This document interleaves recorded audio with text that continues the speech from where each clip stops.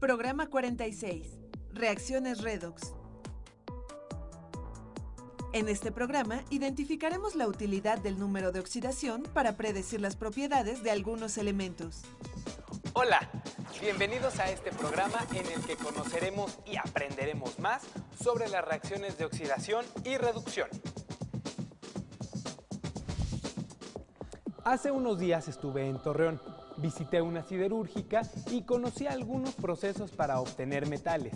Descubrí que no todos los minerales son óxidos y algunos tienen nombres raros como Lenda, dolomita y cinabrio.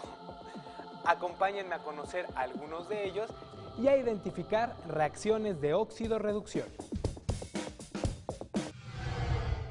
Pocos metales se encuentran como elementos en la naturaleza. Entre ellos están el oro, la plata y el platino. Durante un tiempo, a las pepitas de oro se les podía hallar en algunos ríos. Sin embargo, la mayor parte de los metales se encuentran en forma de óxidos, carbonatos, sulfuros y diversos compuestos. Estos minerales forman parte del subsuelo y son extraídos por los mineros. México se caracteriza por ser uno de los principales productores de oro, plata, plomo, cobre, zinc, hierro, azufre, coque, barita y fluorita. Para obtener metales en forma de elementos, los minerales se someten a diversos procesos físicos y químicos. Parte de dichos procesos químicos son las reacciones de óxido-reducción. Para llevar a cabo reacciones de oxidación y reducción, debe estar involucrado el oxígeno. pero algunos minerales no lo contienen. Entonces, ¿cómo podemos saber ¿Cuál elemento se oxida y cuál se reduce?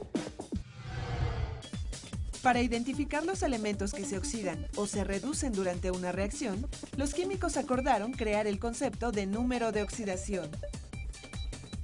Esta herramienta matemática se refiere a la carga asignada a cada átomo que en un compuesto puede ganar o perder electrones. El número de oxidación es siempre un número entero acompañado de un signo positivo o negativo. A todos los elementos que se encuentran aislados, es decir, los que no están formando compuestos, se les asigna un número de oxidación de 0. Nunca me imaginé que hubiera números de oxidación. Entiendo que a los átomos de los elementos se les ponga 0, pues no tienen carga. Pero, ¿qué significan los números de oxidación de los átomos cuando forman compuestos? Los conceptos de oxidación y reducción han evolucionado con el correr de los años. En la actualidad se considera que ocurre una oxidación cuando el átomo de un elemento pierde electrones durante una reacción química.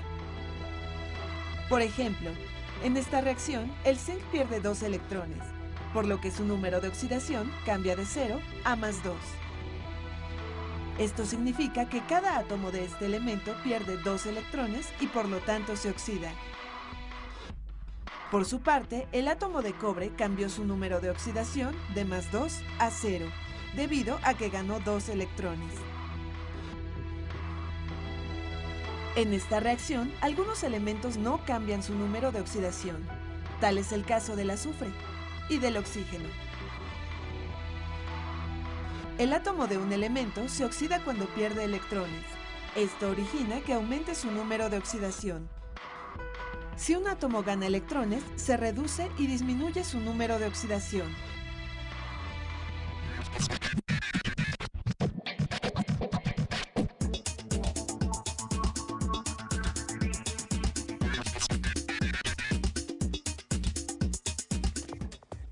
Sorpréndete, de las placas radiográficas puede obtenerse plata. Durante el proceso de revelado, las placas quedan impregnadas con algunas sustancias que contienen plata. Si se someten a tratamientos químicos que involucran reacciones de oxidación y reducción, es posible recuperar este elemento. Esto ayuda a cuidar el ambiente porque se evita que, al ser desechada la radiografía, la plata contamine el suelo y el agua. Como hemos visto, se realizan diversos procesos de oxidación y reducción a nuestro alrededor. ¿Qué otras aplicaciones tienen estas reacciones? Ya voy entendiendo qué pasa con las reacciones de oxidación y reducción. Pero, ¿Habrá alguna forma de saber si un elemento se oxidará o se reducirá durante una reacción? El número de oxidación de un elemento puede variar de un compuesto a otro. Por ejemplo, en estos compuestos, el nitrógeno puede tener como números de oxidación +5, -3 y +4. Sin embargo, se puede tener una idea de si un elemento se oxidará o se reducirá. Basta ubicar su posición en la tabla periódica. Veamos ahora algunas aplicaciones de estos conocimientos químicos. La distinta rapidez con que se oxidan los metales se aprovecha para retardar la corrosión.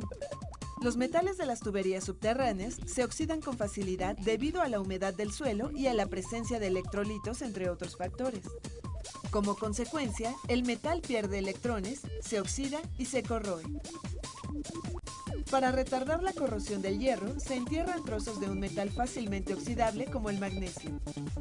Con un alambre conductor se conectan los tubos y los trozos de magnesio. Los electrones fluyen hacia la tubería y la protegen de la corrosión. El magnesio se oxida. Este proceso se conoce como protección catódica. Esta es otra utilidad de la tabla periódica.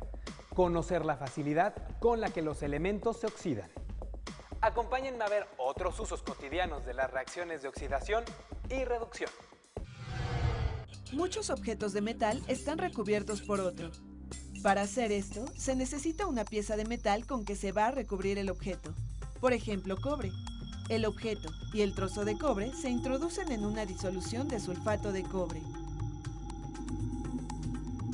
El objeto y la pieza metálica se conectan a una fuente de corriente directa. Al cerrar el circuito, el objeto se recubre con metal. El proceso para cubrir objetos con metales se denomina galvanoplastia e involucra reacciones de óxido-reducción. Por ejemplo, si se desea recubrir un objeto con plata, se utilizan un trozo de plata y una disolución de cianuro de plata. Al cerrar el circuito, los electrones fluyen del polo negativo hacia el objeto, mientras que los iones de plata de la disolución se desplazan hacia el objeto. Al llegar a él, los iones ganan electrones y la plata se deposita sobre el objeto. La plata se reduce porque gana electrones. En el polo positivo se forman iones de plata que migran hacia la disolución. De esta forma se cuenta con más iones de plata para recubrir el objeto. La plata se oxida ya que pierde electrones. Cuando algunos objetos de hierro se cubren con cromo, el proceso se conoce como cromado. En cambio, si se utiliza zinc, lo que se obtiene es el hierro galvanizado. Resultó interesante conocer tantas aplicaciones de las reacciones de óxido-reducción. La elaboración de muchos objetos de uso cotidiano implica este tipo de cambios químicos.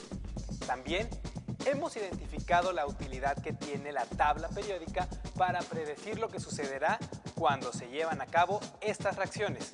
Es decir, cuál será el elemento que se oxidará y cuál el que se reducirá. Con razón los químicos valoran tanto esta herramienta. Hemos llegado al final de este programa. Espero que lo hayan disfrutado tanto como yo. Hasta luego.